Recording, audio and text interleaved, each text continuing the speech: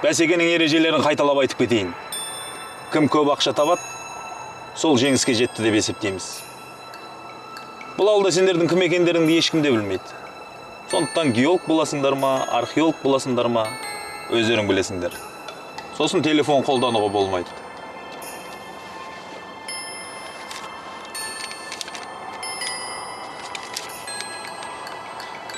Әрқайсыңа $100 беріледі.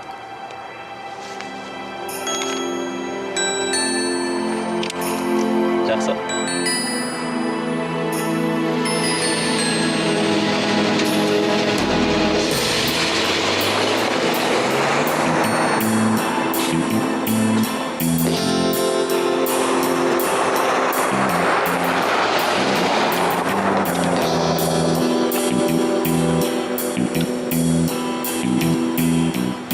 Мүмкін мына $100 сен өзің аларсың. Дейін саулығыңа керек болып қалар. Рахмет. Не, алмайды деп ойлап қалдың? Мен сенің ас пісу үшін бәріне де дайынмын. Ала бер. Өзің сақтап қой, кейін пайызымен қайтарасың. Армандапсың. Сен қысасы бейт. Ертең мен тауып ал. Бір жақсы жұмыс қарастырып қойын. Сен мүмкін назылыңмен жеке театр ашып оларсың. Несі бар? Ашсам. Сол театрдың директоры мен. Әртіс сен боласың.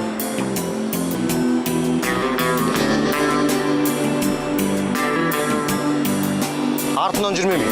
Сен менің алдымнан жүрме. Анау сенің жолың, мына менің жолым.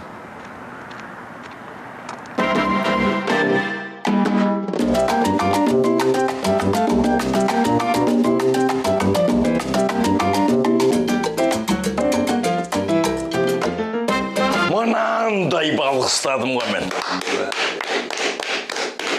Жарайды. Мен сендерді жинаған себебімді айтайын. Астанадан бүгін ревизор келе жатыр. Қай уақытта келеді екен? Білмеймін, келіп те қойған шығар. Дегенмен әзір болыңдар. Егер де ревизор жақсылап күтетін болсақ, бәріміздің жағдайымыз жақсы болады. Кім жақсы күтсе, соған айлығына сия қосам.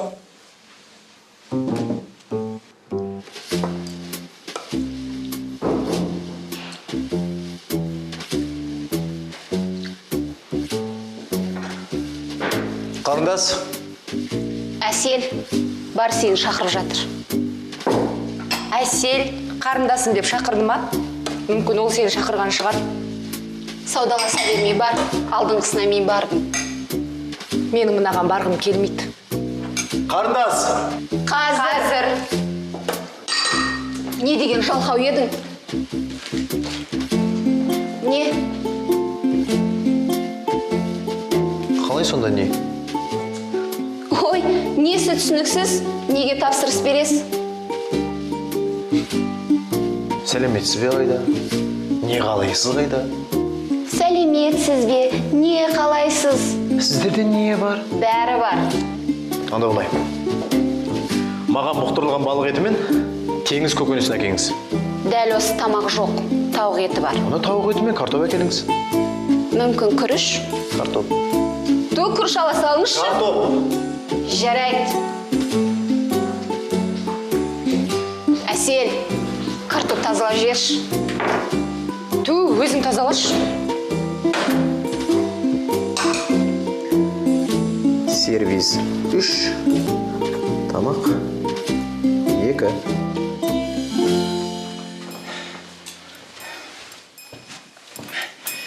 Мал сойылып, ет асылып болды ма? Иә, бәрі дайын. Жылқы ше. Ең жақсысын таңдадық.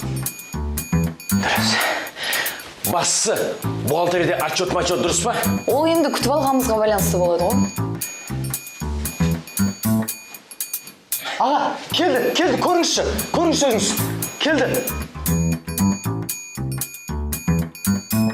Күтіп алып келіңдер. Ол болмай қалса ше? Дәл өзі. Барыңдар, алдынан шығып күтіп алып келіңдер. Тез, болды тез.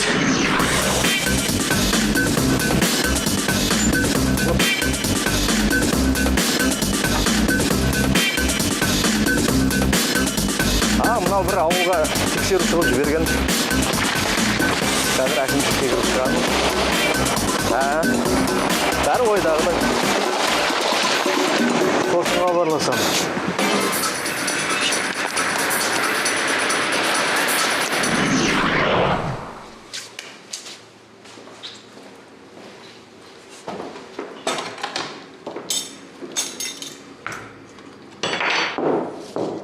Қарындас, мына қастарыңыз неге таза емес? Сосын мына жерде лас. Ұнамаса басқа жерге барыңыз. Мұнда бәрі басқа жер жоқ. Қайтып ұнасын. Мына жерде міндетті түрде тексеруден өткізу керек. Ешқандай санитарлық талаптарға сай келмейді. Басым қатырмаш. Кімсің сен? Түсінбедім. Бұл не сұмдық? Қонақпен қалай сөйлесесіңдер, а? Алмас, саған не керек? Шайка, бергіз. Не? Сен мына кісінің кім екенін білесің бе сен? Кім? Не болыпты соншама? Астанадан келген тексеруші ол. Тез ана дастарханды не көрсің бе? Жақсыма, өзіңе менің атыма жазылап күтіп ағытамын. Ассаламағалейкум. Отыра беріңіз. Ассаламағалейкум. Қалыңыз қалай? Жаңағы неге ренжімеңіз, бәрін түзейміз. Қазақта айтады ғой. Қонақтың алғысы алтыннан да қымбат дейді ғой. Рахмет. Бірақ осы сөздеріңізді ана қыздарыңызға жиі айтып тұрған дұрыс сияқты. Рұқсат па отырсам? Әрине отырыңыз.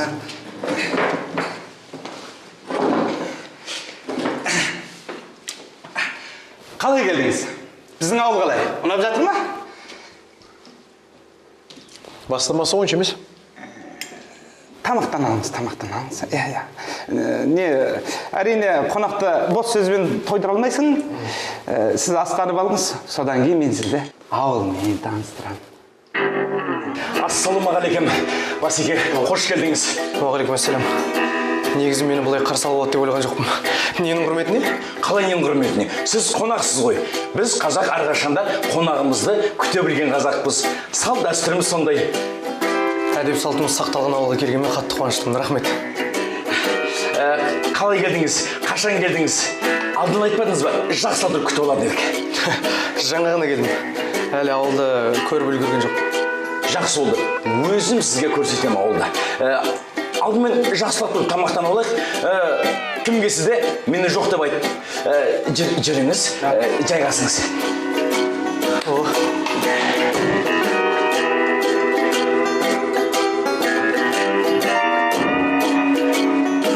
Қыздар. Тағы да біреу ма? Әсел, енді сенің кезегің. Ой, не болды бүгін? Сәлеметсіздер. Сіздерде не бар? Сізге не керек? Менің түшпараға тапсырыс бергім келіп тұр. Мүмкін тауық пен күріш? Тауық пен күрішіңіз түшпара жегім келіп тұр деймін. Айка, мен дүкенге кеттім. Барып түшпара алып келем.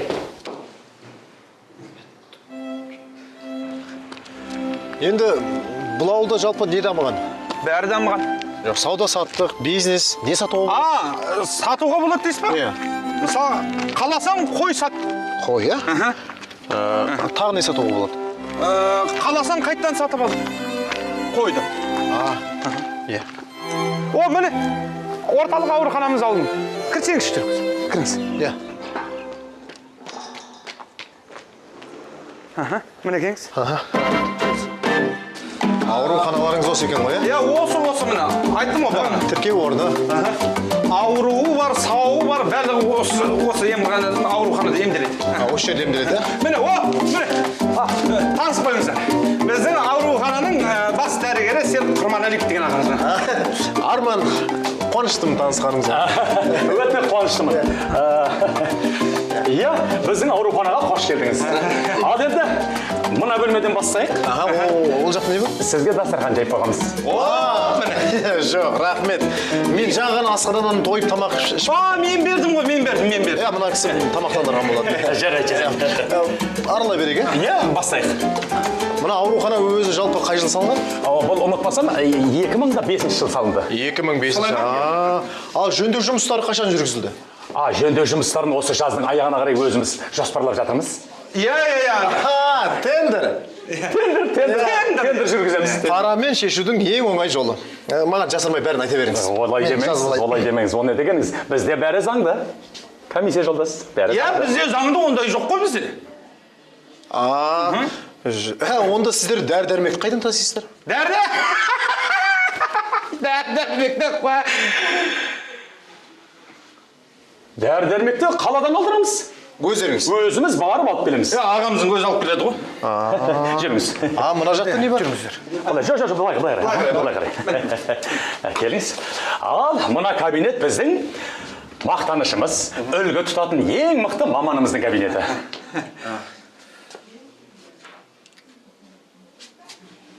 Сіздің аты жөніңіз қалай? Серік Құрманәли.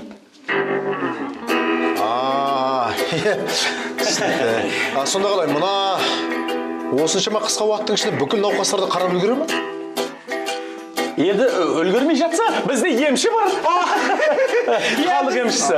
Емші бар ғой. Емдірем десеңіз сізге тегін. Жем салдырып аламыз ба? Сәлемәсіздер ме? Мына жақта сонда... Былай жүріңіз, мына жақта таныстырайық. Біздің ауыл қазіргі таңда өте жылдам дамып жатқан ауылдардың бірі. 1996 жылдан бастап халықтың саны 30%-ға көтерілді. Қазіргі таңда біздің ауылда 1426 адам тұрады. 1427 адам Сәлиманың келіні ұл туыпты. Кешіріңіз, өте қателесіппіз. 1427 адам тұрады. Ал сонда мына жоспарында бюджеті бар ма? Әрине бар. Тендер ұйымдастырасыз ба? Бәрі заң түрінде. 3 жылдың ішінде біздің ауыл осылай болу керек. Мынау спорт кешені, мынау сауда орталығы, мына жер стадион. Стадион мына жер. Кешіріңіз, стадион мына жер екен. Мынау балалар ойнайтын алаң. Сонда бір аймақты қаншадан сатасыз? Енді өзіңізге болса келісеміз ғой. Ал ауыл тұрғындарының жалпы жалақысы қанша? Өте жоғары. Бәрі риза. Оның несін айта береміз? Өз көзіңізбен көріңіз. Жүріңіз. Жүріңіз.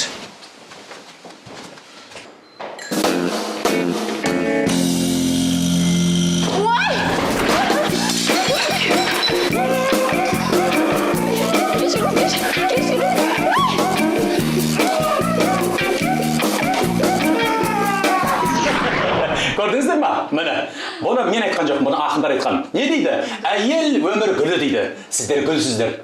Көрдіңіздер, біздің мекемені гүлсіздер. Молодец, коммусион шақырыңдар. Не дейді? Кімді коммусион? Айқайлама, не болды? Бұл жерде сендер ма медик? Мен ба? Коммусион? Күйбінден дейтін дәрігер. Сондай ма? Бізде бүгін қабылдау аяқталды. Күтпейін десеңіз, ана қарсы есікте емші бар. Бар, қабылдамаймыз. Қамшымен емші. Солыққан бұл. Кешіріңіздер. Қай жерге келіп? Қайда барасың?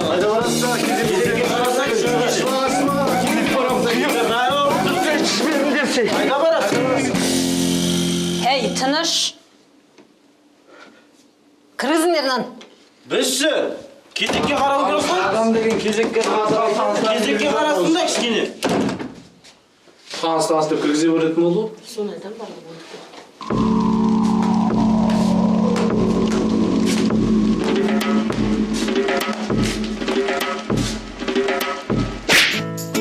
Апай, бүгін демалыс қой, үйімізге қайтайықшы. Қазір тексеруші ағайларын кеп тексеріп кетсін, сосын бәріміз үйімізге қайтамыз. Алпысбекова дайындаған тақпағыңды қайталап жіберші. Кең байтақ көз жетпейтін жерім менің, таул орман жасыл жайлау көлім менің, бүгінде бар әлемге даңқым жетті, тәуелсіз Қазақстаным елім менің. Жарайсың, бірақ мәнерлеп айтуға тырыс.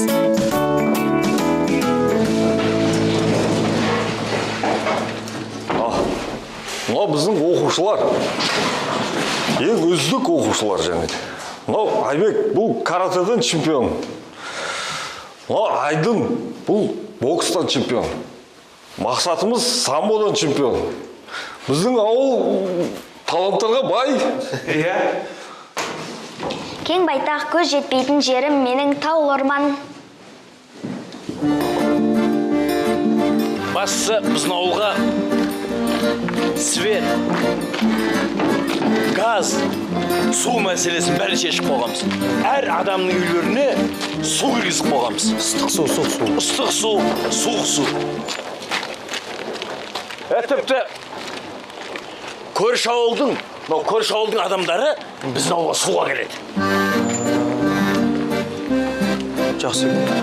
Ал сонда мынау кімнің үйі? Менің үйім деп бәрі сөйтіп ойлайды. Ұлы Отан соғысына қатысқан ардагерге әкімшіліктің атынан берілген үй. Не деген жомарттық десеңші. Сонымен қатар біздің ауылда жылқы бағу шаруашылығы жақсы дамыған.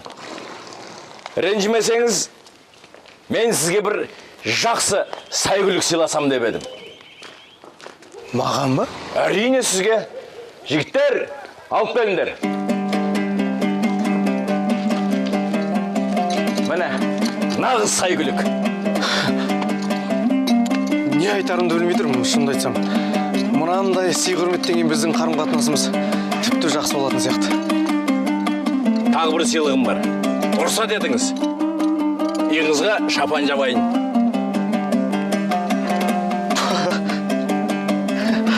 Мәссаған. Мен жылқымды алып келе. Керемет. Әкім қайда? Білмеймін. Қашан келеді? Бүгін ертең жарты жылдан кейін оны әкімнің өзі біледі. Сондықтан сіз күтпей-ақ қойыңыз. Немене? Қандай жарты жыл, қандай бүгін ертең? Сендер мұнда не істеп отырсыңдар өзі? Жұмыс уақытында неге орында жоқ? Жердің түбіне кіріп кетсе де, маған осында алып келіңіз.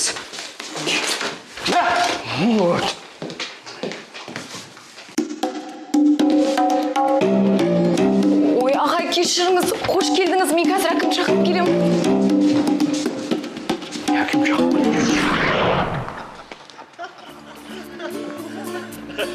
Мынау біздің мектеп, біздің мақтанышымыз.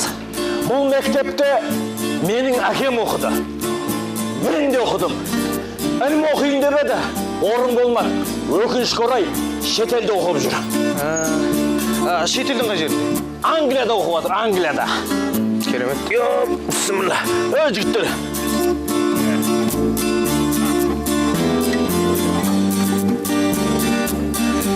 Солай. Кешіріңіз, дәретхана қай жерде? Дәретхана? Тіке барасыз да солға бұрыласыз. Қазір. Барып келейін. Жігіттер, жол көрсетіңдер. Өзім барып келемін, жігіттер. Рахмет.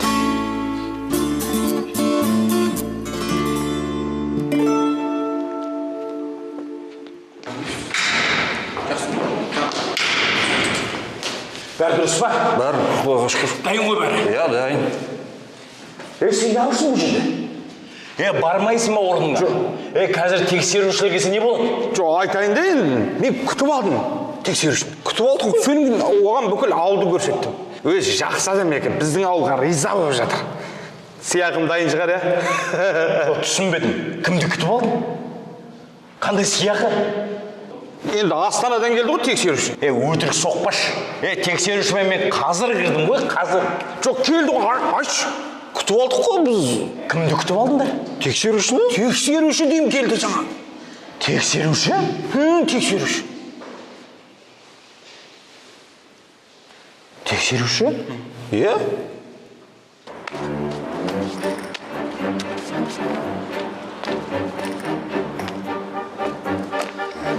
Сен менің артынан ере бересің. Қиыршық құсап, қайда барсың, сонда барасың. Өзің жаңадан бірдеңе ойлап таппайсың ба? Сен осында қаңғырып жүргенде мен ауылда әбден зерттеп шықтым. Бас дәрігермен таныстым, мектеп директорымен кездестім. Тіпті осы ауылдың ана участковый менің досым болып шықты. Сен біле білсең, мен тікелей әкімнің орынбасарымен сөйлесіп жүрмін. Ол менің жоспарларымды қолдап, маған бір жылқы сыйлады, иә? Сен мынау өтірін тыңдап тұратын уақытым жоқ. Иә, кет. Мен де кет. Ана екеуінің қайсы астанадан келген? Менікі халық туралы тендер жайлы сұрады. Сұрағына қараған кезде тексерушіге ұқсайды. Менікі де Дәл осылай сұрады. Мүмкін екеуі де тексеруші. қой. Не болды? Не дейді?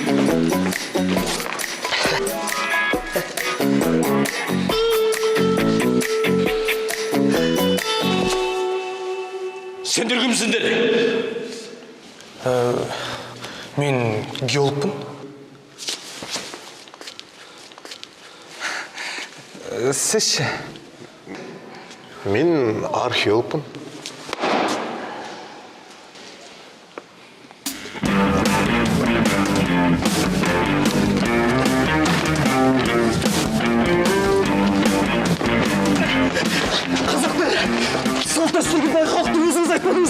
Көрсетем кәсіндегі салт дәстүрді. Қонақжайлық қайда? Көрсетіңдер қонақжайлықты. Құрт көздерін. Алаяқтар.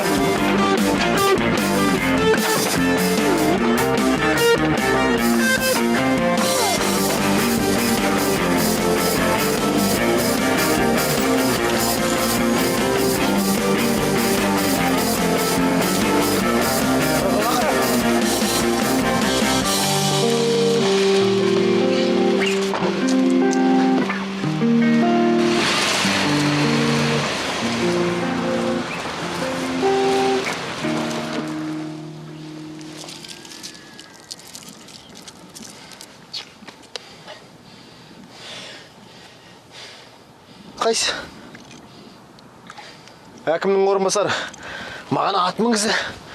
Жоспарларым қолдады деген қайда? Осы ма? Сенің ана участковый досыңа барып, арыз жазып тауып алайық. Ей. Оданша мойындасаңшы, қолымнан түк келмейді. Ақымақ.